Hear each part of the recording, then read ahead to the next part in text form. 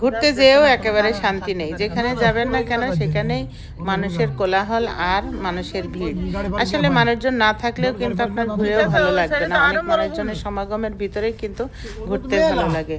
কিন্তু সমস্যার তো সেই জায়গায় না, সমস্যাটা হলো অনেক বেশি একটা সুন্দর জায়গা আপনি যদি বেছে নিয়ে বেড়াতে যান, তাহলে যদি অনেক ভিড় থাকে তখন গাড়ি পার্কিং পাবেন না, মানে এমনটা সমস্যা। গাড়ি আপনি যেমন তেমন ভাবেও কিন্তু রেখে দিতে পারবেন না, রুলস মেনে যদি না রাখেন তাহলে হয়তো গাড়িটাকেই আপনার উঠিয়ে নিয়ে চলে যাবে।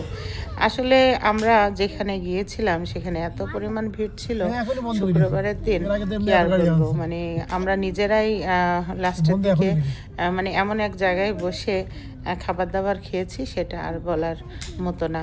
তারপরও পানির ধারেই বসেছিলাম আর কি। পানির ধারে তো বুঝতেই পারছেন, শীতের সময় পানির ধারে বসা মানে তো সেই একটা শীতের একটা আবহাওয়া পাওয়া, মানে আভাস পাওয়া গায়ের মধ্যে। আচ্ছা যাই হোক, শেষমেশ আমরা একটা জায়গা সিলেক্ট করলাম, বসে পড়লাম আর আমাদের শুক্রবারের সুন্দর মুহূর্তটা উপভোগ করলাম।